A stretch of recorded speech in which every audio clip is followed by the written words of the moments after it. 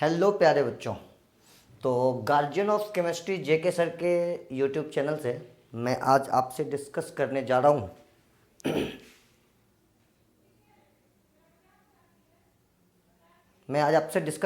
हूँ कि हम जो केमिस्ट्री लर्न करते हैं, स्पेशली देखो आज जो मैं बात कर रहा हूँ वो 12th पास स्टूडेंट के लिए कर रहा हूँ। जो ड्रॉपर वाले बच्चे होते हैं ना, मैं उनके हिसाब से आज बात करूँगा। आज मैं उनके हिसाब से बात करूँगा, है ना, 12th पास स्टूडेंट के बारे में। बाकी मैं इसी तरीके से 11th पास 10th पास सबके लिए बातें करूँगा, है ना। कुछ बातें इसमें होंगी जो सबके लिए कॉमन होंगी, लेकिन आज मैं स्पेसिफिकली बात करने जा रहा हूँ 12th पास स्टूडेंट के लिए, है ना। तो आज जो हमारा टॉपिक है वो है sequence of learning chemistry. Chemistry को लर्न करने का या सीखने का क्या सीक्वेंस होना चाहिए हमारे पास। तो देखो, जैसा कि मैंने अभी तक ऑब्जर्व किया है, मैंने सीखा है और बहुत सारे बच्चों को सिखाया भी है, उसके बेसिस पर अगर मैं आपसे बात करूं तो मैं सबसे पहले बताना चाहूँगा कि आप केमिस्ट्री को 4 पार्ट में डिवाइड करो, है ना। बहुत सारे लोग इसको 3 पार्ट में डिवाइड करते हैं, लेकिन मैं आपको सलाह दूंगा कि आप इसको 4 पार्ट में डिवाइड करो। जब आप इसको 4 पार्ट में डिवाइड करोगे तो उसका फर्स्ट पार्ट आएगा जनरल केमिस्ट्री। फर्स्ट पार्ट क्या आएगा? General chemistry. जनरल केमिस्ट्री के अंदर आपको टॉपिक रखने हैं मोल कंसेप्ट, रेडॉक्स, मोल कंसेप्ट और रेडॉक्स, एटॉमिक स्ट्रक्चर, उसके बाद क्लासिफिकेशन ऑफ एलिमेंट्स, उसके बाद केमिकल बॉन्डिंग। ये जो 4 टॉपिक हैं आपके, 5 टॉपिक हैं basically: mole concept, redox, atomic structure, classification of elements, chemical bonding, है ना। तो जो ये 4 टॉपिक है, आप देखोगे जब आप पूरी केमिस्ट्री का स्टडी करोगे, चाहे आप फिजिकल केमिस्ट्री पढ़ो, चाहे आप इनऑर्गेनिक केमिस्ट्री पढ़ो, चाहे आप ऑर्गेनिक केमिस्ट्री पढ़ो, तो आपको बार बार इन चैप्टर्स की ज़रूरत पड़ती हुई दिखेगी। केमिकल बॉन्डिंग की, मोल कंसेप्ट की, एटॉमिक स्ट्रक्चर की, क्लासिफिकेशन की, रेडॉक्स की। इसके एप्लीकेशन सभी जगह होते हैं, थॉरो आउट द केमिस्ट्री होते हैं। और आप सबसे पहले स्क्रीनशॉट लेके रख लो। आपके सामने जो यह फ्लो चार्ट है, आप इसका स्क्रीनशॉट लो और अपने पास रखो। ये आपके बहुत काम आएंगे, है ना। आपको इसी सीक्वेंस में आपको तैयारी करनी है, ठीक है। आपको इसी सीक्वेंस में तैयारी करनी है, तो आप स्क्रीनशॉट लेके अच्छे से रखो। तो मैंने आपसे बात किया कि सबसे पहला पॉइंट होगा आपका केमिस्ट्री का जो एक पार्ट होता है जनरल केमिस्ट्री, और यही हमें सबसे पहले सीखने भी चाहिए। सबसे पहले जनरल केमिस्ट्री हमें सीखने चाहिए, और जनरल केमिस्ट्री के अंदर मोल कंसेप्ट सीखने चाहिए, रेडॉक्स सीखने चाहिए, एटॉमिक स्ट्रक्चर सीखने चाहिए, क्लासिफिकेशन ऑफ एलिमेंट सीखने चाहिए, केमिकल बॉन्डिंग सीखने चाहिए, है ना। आगे चलकर जब मैं यूट्यूब वीडियो भी बनाऊंगा तो आप देखना, मैं एक सेक्शन अलग रखूंगा जनरल केमिस्ट्री का, है ना, क्योंकि इस केमिस्ट्री का यूज़ हमें किसी भी केमिस्ट्री को सीखने में होगा। अब हमारे पास जो 3 केमिस्ट्री हैं, जिसको ऑर्डिनरी सारे लोग, मार्केट में जितने भी लोग हैं, सब उसकी चर्चा करते हैं: physical chemistry, organic chemistry, inorganic chemistry. तो बेटा देखो, इसमें मैं कोई कंसिक्वेंस यहाँ पर सीक्वेंस तो फिक्स नहीं कर रहा हूँ। आप अगर आपने जनरल केमिस्ट्री कर लिया ना, है ना, अगर आपने जनरल केमिस्ट्री कर लिया, मैं थोड़ी देर बाद आपको बताऊंगा इसी में कि आप यहाँ से नीट के एग्ज़ाम में क्या वेट देखते हो, किस केमिस्ट्री का क्या वेट देखते हो, तो मैं उस पर भी थोड़ी सी बातें करूँगा आपसे, है ना। लेकिन पहले हमें ज़रूरी है कि हम चीज़ों को सीखें। अगर हम एक बार सीख जाते हैं तो कोई मैटर ही नहीं करता है कि हम उसका यूज किसके लिए कर रहे हैं। हम नीट के लिए कर रहे हैं, हम जेई के लिए कर रहे हैं, हम 12th करने के लिए कर रहे हैं, सब बढ़िया है। बस हमें वो चीज़ें आनी चाहिए। एक बार अगर वो चीज़ें अपने बेसिक्स के साथ क्लियरली मुझको आ जाता है तो फिर हमें आगे कोई दिक्कत होने वाला नहीं है, ठीक है। तो अब हम बात करेंगे यहाँ पर जनरल केमिस्ट्री सीखने के बाद आप अपने चॉइस से इस तीनों में से कोई भी चैप्टर उठा लो, तीनों में से कोई भी एक टॉपिक की तरफ आप चले जाओ, है ना। सपोज करो कि आप आते हो फिजिकल में, दिस और दिस और दिस, ये कंपलसरी है, ये वेरी फर्स्ट है, ये कंपलसरी है और आपको एकदम स्टार्टिंग में पढ़ने हैं इसको, है ना, एकदम स्टार्टिंग में पढ़ने हैं आपको।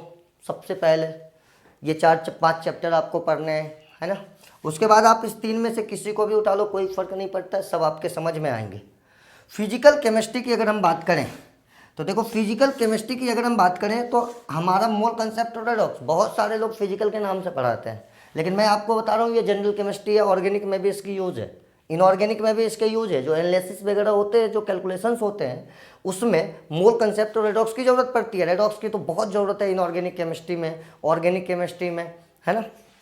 तो अब हम बात करें, अगर हम फिजिकल केमिस्ट्री स्टार्ट करते हैं, तो जैसा कि हम मोल पढ़ चुके हैं, मोल में हमने कंसंट्रेशन वगैरह सीखा होगा, अब हमें तुरंत कंप्लीट कर लेना चाहिए सॉल्यूशन, है ना। मोल कंसेप्ट के बिहाफ पे सॉल्यूशन कंप्लीट करना चाहिए, और केवल मोल कंसेप्ट अगर किसी को आएगा तो वह सॉल्यूशन का 50% क्वेश्चन, जितने भी क्वेश्चंस कंसंट्रेशन वाले होते हैं वो सब बना देगा। जब वह मोल कंसेप्ट पहले कर चुका है, उसके बाद सॉल्यूशन पहला चैप्टर उठाएगा, वो फिजिकल का कंप्लीट करेगा, उसके बाद उसको जाना चाहिए इलेक्ट्रोकेमिस्ट्री में, क्योंकि जो वो रेडॉक्स पर रखा है ना, उसको फिजिकल केमिस्ट्री में जो इलेक्ट्रोकेमिस्ट्री पार्ट आएगा उसमें बहुत ज़्यादा हेल्प मिलने वाला है उसको, क्योंकि सेल में जितने भी रिएक्शंस होते हैं सबके सब रेडॉक्स होते हैं। तो उसका नेक्स्ट टॉपिक होना चाहिए इलेक्ट्रोकेमिस्ट्री। इलेक्ट्रोकेमिस्ट्री के तुरंत बाद हम आएंगे काइनेटिक्स पे, है ना। काइनेटिक्स सीखने के बाद, काइनेटिक्स में हम लोग रिएक्शन के रेट, ऑर्डर, मैकेनिज्म, ये सब सीखते हैं। इसके बाद हम लोग आ जाएंगे इक्विलिब्रियम में। जब हमें रेट का पता चल जाएगा तो फिर हम इक्विलिब्रियम को बहुत आसानी से सॉल्व कर सकते हैं। जब हमने इक्विलिब्रियम कर लिया, अब हमें आना चाहिए थर्मोडायनामिक्स और थर्मोकेमिस्ट्री सीखने के लिए। इसको सीखने के बाद 90% फिजिकल कंप्लीट होता है। इसके बाद आप गैसियस स्टेट कर लो, सॉलिड स्टेट कर लो, आपका फिजिकल केमिस्ट्री कंप्लीट हो गया। इसके बाद हम बात करते हैं ऑर्गेनिक केमिस्ट्री में हमारा सीक्वेंस क्या होगा। तो देखो, ऑर्गेनिक केमिस्ट्री में सबसे पहले हमारा सीक्वेंस होगा नोमेनक्लेचर सीखने का, और नोमेनक्लेचर सीखने में ही आप classification of organic compound, definition of organic compounds, identification of organic compounds, उनके स्ट्रक्चर्स, ये सब आपको नोमेनक्लेचर के टॉपिक्स में ही बता दिए जाते हैं, है ना, क्योंकि उसके बिना नोमेनक्लेचर किया ही नहीं जा सकता है। तो यह नोमेनक्लेचर आपको सीखना है। देन आपको आइसोमेरिज्म सीख लेना है, नोमेनक्लेचर देन आइसोमेरिज्म। आइसोमेरिज्म के बाद आपको सीखने है जीओसी। जीओसी का मतलब होता है कि ऑर्गेनिक केमिस्ट्री के अंदर जो रिएक्शंस होते हैं उसमें जो रिएक्टेंट और प्रोडक्ट्स होते हैं, ठीक है, ऑर्गेनिक केमिस्ट्री के अंदर जो रिएक्शन होते हैं उसमें जो रिएक्टेंट और प्रोडक्ट होते हैं वह किस तरीके से अपने स्ट्रक्चर को सेटल डाउन करते हैं, रिएक्शन किस इंटरमीडिएट के थ्रू जाता है, रिएक्शन के लिए कौन सा रिएक्टेंट रिएक्टिव होगा, कौन सा प्रोडक्ट स्टेबल होगा, क्या मेजर प्रोडक्ट, उन सब चीज़ों को समझने में जिसकी ज़रूरत होती है, जिन जिन टर्म्स का ज़रूरत होगा, बेसिक टर्म्स सारे जीओसी में क्लियर किए जाएंगे। इसके बाद आपको हाइड्रोकार्बन कर लेना चाहिए, और देन आपको डेरिवेटिव ऑफ हाइड्रोकार्बन कर लेना चाहिए। तो ये आपका हो गया ऑर्गेनिक केमिस्ट्री। अब हम बातें करते हैं इनऑर्गेनिक केमिस्ट्री का। इनऑर्गेनिक का दो मेजर जो पॉइंट है, टॉपिक है समझने के लिए, तीन भी आप कह सकते हो। ये आपने जनरल केमिस्ट्री के अंदर किया है, और आपने इसको जनरल केमिस्ट्री के अंदर इसलिए किया है कि इसका ज़रूरत इनऑर्गेनिक के अलावा ऑर्गेनिक में भी होने वाला था। अब हम लोग आते हैं यहाँ से इनऑर्गेनिक केमिस्ट्री के लिए। तो इनऑर्गेनिक केमिस्ट्री में हमें सबसे पहले कर लेना चाहिए हाइड्रोजन, एकदम सेपरेट सा टॉपिक होता है। देन हमें करना चाहिए कोऑर्डिनेशन केमिस्ट्री, काफ़ी इंपॉर्टेंट होता है, 4-4, 5-5 क्वेश्चन आते हैं इसके एग्जाम में। इसके तुरंत बाद हम डीएफ ब्लॉक कर सकते हैं। अगर हम नीट के स्टूडेंट हैं तो हम डीएफ ब्लॉक करेंगे। अगर हम नीट के स्टूडेंट हैं तो कोऑर्डिनेशन केमिस्ट्री के बाद हम जाएंगे डीएफ ब्लॉक में। अगर हम आईआईटी के स्टूडेंट हैं तो कोऑर्डिनेशन केमिस्ट्री के साथ एनालिटिकल केमिस्ट्री भी करेंगे। उसके बाद हम निकलेंगे वापस डीएफ ब्लॉक में यहाँ से, है ना। तो समझ में आ रहा है, नीट वाले कोऑर्डिनेशन के बाद डीएफ ब्लॉक में जाएंगे, लेकिन जेई वाले कोऑर्डिनेशन के बाद एनालिटिकल केमिस्ट्री करेंगे, उसके बाद डीएफ ब्लॉक में जाएंगे, then S block, then P block. तो इस तरीके से हम लोग सीक्वेंस तैयार करेंगे केमिस्ट्री को सीखने के लिए। और अगर हम इस सीक्वेंस से चलते हैं तो आपको कंसेप्ट भी समझ में आएगा और उसका एप्लीकेशन भी समझ में आएगा। यदि आपने एप्लीकेशन करने की कोशिश पहले ही किया बिना कंसेप्ट को समझे तो बहुत मुश्किल होता है, क्योंकि कंपटीशन की तैयारी जो होती है ना वो हर समय दो स्टेप में होती है। एक स्टेप होता है जहाँ पर आप बेसिक कंसेप्ट को सीखते हो, और एक दूसरा स्टेप होता है उसमें जहाँ पर आप उस बेसिक कंसेप्ट का एप्लीकेशन करते हो। तो पहले तो आपको क्लियर कट उसको समझना होता है। जब आप उसको समझ जाते हो तो एप्लीकेशन आपके लिए रिलेटिवली आसान होता है। अगर आप उसको बिना सीखे बिना समझे एप्लीकेशन करते हो तो आपकी इंटेंसिटी इतनी अच्छी नहीं होती है, फिर आपको ज़्यादा समय लगता है, गलत होने के चांसेस बढ़ते हैं। तो इसलिए मैंने आपको इस वीडियो के द्वारा यह सीक्वेंस समझाया, और आप इस सीक्वेंस से चलेंगे तो मेरे हिसाब से आपको बहुत ज़्यादा बेनिफिट होने वाला है। Thank you, thanks a lot. इसी तरह का मैं दूसरा भी वीडियो बना कर लाऊंगा आपके लिए। आप लगातार हमारे चैनल को विजिट करते रहें, सब्सक्राइब करें, शेयर करें।